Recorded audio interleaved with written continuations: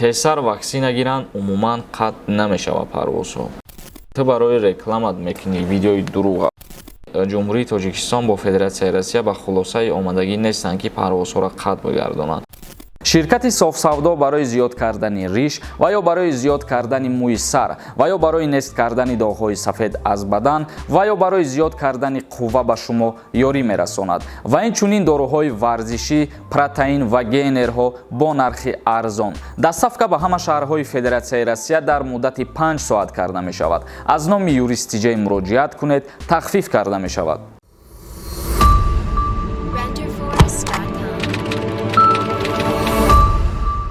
ассалому алайкум ба ҳама тамошобинони барномаҳои Сорбон Сафаров. Видеои имрӯзаи мо як чандин ахборотҳои нав дастрас кардагием ки ба шумо пешниҳод мегардонем تا آخری نوار با دقت تماشا کنین و با مثل هر وقت ما پیش از شروع کردن موضوعهای اساسی قرب اسعار برای امروز به شما پیشنهاد میگردونیم.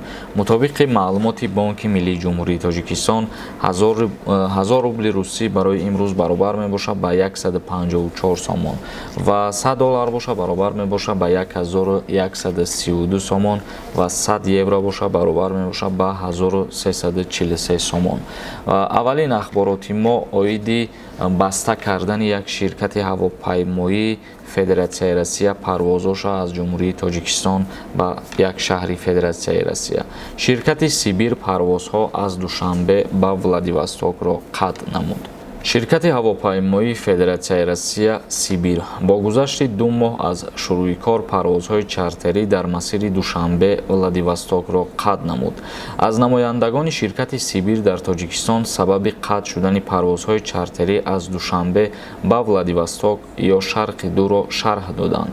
یک مسئول شرکت سیبیر در صحبت گفت قیمت چیپتایی که از سوی اجنسی آویاسیای گراجدانی مقرر شده نظر به مسافه پرواز موافقت نکرد بلکه زیاد خراجاتبار گردید. از همین خاطر شرکت به این خلاصه رسید که پروازها در این مسیر را قطع نماید. یعنی سبب قطع نمودن شرکت پروازهاش به ولادیواستوک برای خراجات‌های خودشا یعنی رسخودهای خودشا پکریوت نکردن بودگی، چون که از شهر دوشنبه به ولادیواستوک 7.5 ساعت پرواز در بر میگیره. از همین خاطر شرکت به خلاصه آمد که پروازهای خودشا از شهر دوشنبه به ولادیواستوک یک مدت معین قطع بگرداند. اخبارات نوبتی ما اویدی دستور پرزیدنت جمهوری تاجیکستان برای انتقال 20,000 نظامی احتیاطی به مرز با افغانستان. نفرهایی که دندانهای خود را سفید کردن میخواهند یا میخواهند خنکی دندان را تبابت کنند یا میخواهند برای راست کردن دندانها بریکید مانند به رقمهای روی اکران مراجعت کنید. دکتر دندان در فدراسیای روسیه شهر مسکو میباشد. پرزیدنت جمهوری تاجیکستان امامعلی رحمان با برگزاری جلسه شورای امنیت جمهوری وضع در مرز با افغانستان را بررسی کرده برای سفربرسازی نیروهای ایلاوگی دستور داد. امامعلی رحمان با شیرعلی میرزا وزیر مدافعه تاجیکستان سپارش داد که 20,000 نظامی احتیاطی را به مرز با افغانستان سفربر سازد و اینچنین پرزیدنت جمهوری تاجیکستان به اعضای شورای امنیت جمهوری تاجیکستان سپارش داده است که برای تأمین امنیت دولت و ملت در منطقه سرحدی دولتی تاجیکستان با افغانستان چاره‌های مشخص اندیشیده شود. تماشابینان عزیز، اکنون شروع میکنیم خواندن کامنتاری‌ها را و به سوالایی که روان کردن جواب میگردونیم. ایلیاسوف نویسه: براجان کار در باره پرنیک التماس نامراش پرتاید پیشکی تشکر. برادر عزیز، من فهمیدم چی را در نظر داری و اگر گفتنی باشه که تو جای کار داری و میخوای با کار تامین کنی دیگران را و رقم‌های تلفن تا بنویسان در برنامه آینده ما میگیم رقم‌های تلفن تا هر کسی که از جای کار در روسیه تنقیسی میکشه رفته کار و فعالیت میکنه. فیسب نویسه: تسر وکسینه گیرن عموما قطع نمیشه و پروازها. مخصوصا با سبب پنجشنبه بیماری جمهوری تاجیکستان با فدراسیای روسیه به خلاصه آمادگی نیستند که پروازها را قطع بگردانند و در اول ویدیو ما سبب قطع شوی پروازهای شرکت سیبیر به ولادیواستوک گفتیم. در عموم بگیریم پروازها قطع نمیشه و از تاجیکستان به فدراسیای روسیه و یگان خلاصه براری هم شدگی نیست تا حال. بازاروف انور نویسه: یک خود در کجا قرار داری حاضر شده یا یگان آدم شناس داری بلیت خریم؟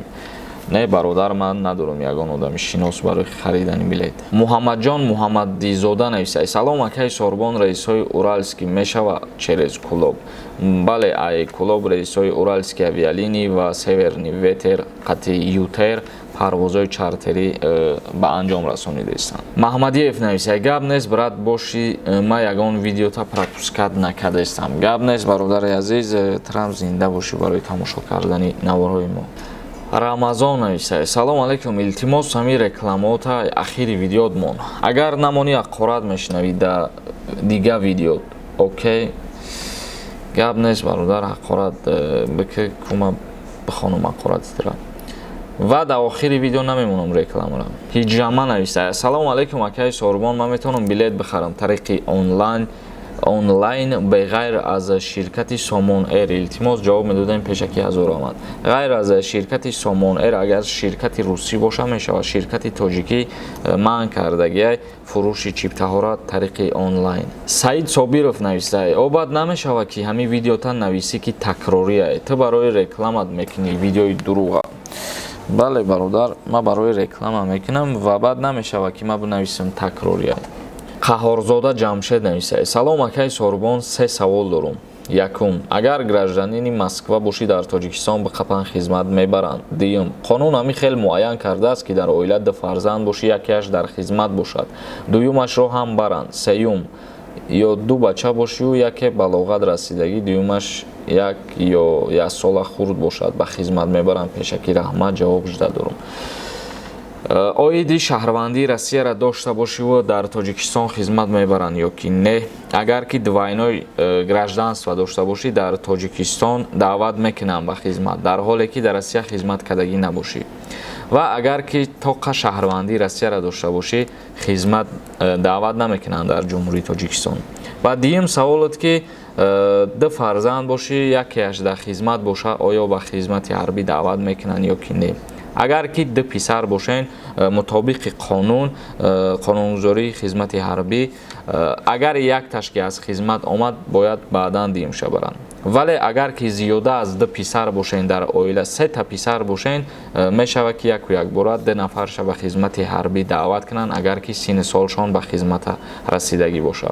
ва дар ҳоли саволи сеюмот ки кӯдаки хурдсол бошаву ва дигари нафарша ба хизмат мебаранд ё ки не? Албатта ки мебаранд бародар, агар ки синни соли калониш ба даъвати хизмат расида боша, даъват мекунанд. Хуршед Ваҳобов нависад: паримача Трамп сар додӣ?